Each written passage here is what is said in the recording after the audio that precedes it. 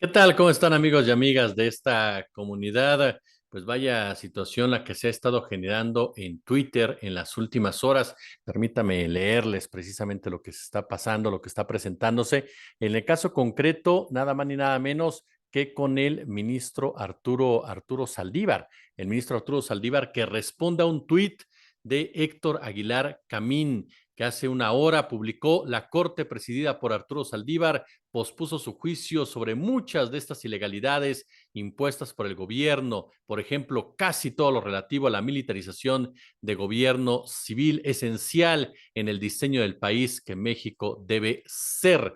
Arturo Saldívar responde: qué manera tan descarada de mentir de Héctor Aguilar Camín. Como lo expliqué varias veces, sin proyecto, la presidencia de la Corte no puede listar asunto alguno. Pues ahí tiene usted precisamente parte de toda esta discusión, lo que nos lleva precisamente al papel de Arturo Saldívar al frente de la Suprema Corte de Justicia de la Nación. Un personaje que llegó precisamente al máximo tribunal del país de la mano de Felipe Calderón Hinojosa, pero que no tuvo ningún tipo de reparo en saber cómo actuar al momento de que el gobierno de Calderón demostró su rostro criminal, cuando decidió encarcelar a dos personas inocentes simplemente para justificar, para desviar la atención de la profunda corrupción de la AFI y para hacerle un favor a un empresario que manejaba con ellos el negocio del secuestro y que a su vez era uno de los principales clientes de Televisa, el señor Eduardo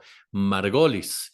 Arturo Saldívar se dio cuenta de todo lo que estaba ocurriendo en materia de derechos humanos, las violaciones que habían existido en este proceso y emprendió precisamente una campaña desde el máximo tribunal para liberar, en este caso en concreto, a Florence Cassé, algo que generó que lo amenazaran de muerte. ¿Y quién más le iba a amenazar de muerte más que los afectados? Y los afectados, pues eran los integrantes del gobierno de Felipe Calderón Hinojosa. Y recuerdo perfectamente que Héctor Aguilar Camín participó en campañas en contra de Arturo Saldívar, acusándolo de defender a una delincuente, acusándolo de proteger a una secuestradora, olvidándose, decía Héctor Aguilar Camín y todos los corifeos, de las víctimas que esta peligrosísima banda del Zodíaco, integrada por todos los familiares de Vallarta y personas criminalizadas, personas pobres como el señor David, que en paz descanse, que tenían su puesto junto con su familia y nunca regresaron a sus casas porque fueron utilizados como chivos expiatorios. Hablamos precisamente, hablamos de esas campañas que participó Héctor Aguilar Camín para legitimar a un gobierno como el de Felipe Calderón Hinojosa y atentar en contra de todo aquel que se atreviera a ir precisamente en la dirección opuesta. Hoy, dejémoslo en claro, Arturo Saldívar fue muy cuestionado en el tema de la militarización. Sin embargo, él fue enfático en señalar las razones, los porqués tomó la determinación de apoyar en su momento la presencia de la Guardia Nacional en la Sedena, porque a final de cuentas, debido a la reforma que hay al respecto, pues queda más que claro que la Sedena no es el ejército mexicano y por lo tanto puede llegar a ser encabezada incluso por un civil. Entonces, la Guardia Nacional estaría bajo el control de un civil. Y la Sedena, por lo tanto, dicen no es el ejército mexicano, palabras más, palabras menos. Por lo tanto, no es que se estuviera contradiciendo Arturo Saldívar en el tema de la militarización, sino que fue uno de los pocos que no pasó por alto la reforma que se dio precisamente a la Sedena y su relación con el ejército de nuestro país.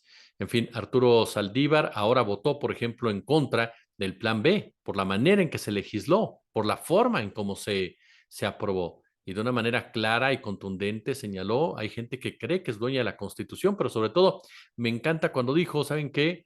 No se apropien de mi texto, los integrantes de la oposición, no lo hagan suyo, porque no me refiero en lo personal a nadie, me refiero en general a todos aquellos que quieren manejar la ley a su antojo, el Estado de Derecho a su antojo, que quieren politizar y partidizar toda una discusión judicial para llegarse de votos y sobre todo para golpear a una administración.